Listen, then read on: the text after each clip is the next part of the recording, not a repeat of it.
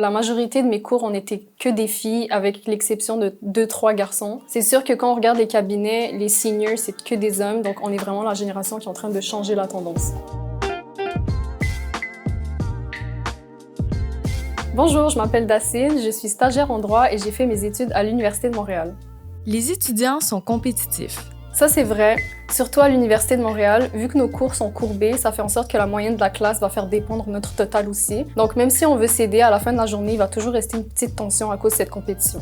La course au stage est essentielle pour réussir. Absolument faux. La course au stage, ça mène juste au droit des affaires si c'est ça qui nous intéresse, mais il y a tellement d'autres parcours qu'on peut faire que ça sert pas vraiment à grand-chose si on n'est pas intéressé par le droit des affaires. Les études en droit demandent énormément de lecture. Ça, c'est vrai. On peut pas y échapper, malheureusement, si c'est pas de la jurisprudence, de la doctrine ou des codes. Et moi, à la fin de mon bac, ma prescription de lunettes avait augmenté. Tout le monde veut être avocat. Faux. Un des parcours les plus populaires, souvent, c'est la maîtrise notariale pour devenir notaire. Beaucoup de gens vont faire un MBA, après, ils vont business, ressources humaines ou continuer des études plus loin pour faire de la recherche, par exemple. Et il y a aussi toujours l'option d'être juriste.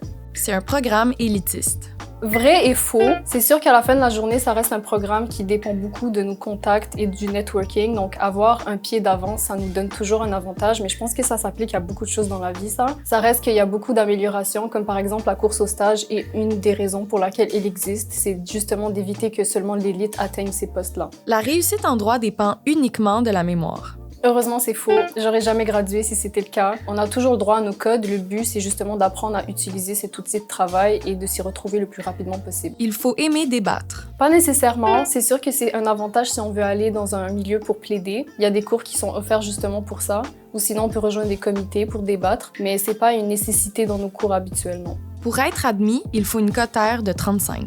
Faux, c'est beaucoup plus bas que ça. Les statistiques sortent à chaque année et habituellement, c'est autour de 30 à 31 de cote R pour pouvoir rentrer à l'Université de Montréal. C'est comme dans Royal de Jean-Philippe Barry-Guérard. Heureusement, c'est pas comme ce livre du tout. C'est sûr que le livre a été vraiment recherché parce qu'il y a des éléments dans lesquels on se retrouve absolument, notamment se comparer, la compétition, le stress. Mais je pense que c'est un livre qui est très caricaturé et qui prend les expériences les plus négatives qu'on peut vivre et les met sur un seul personnage.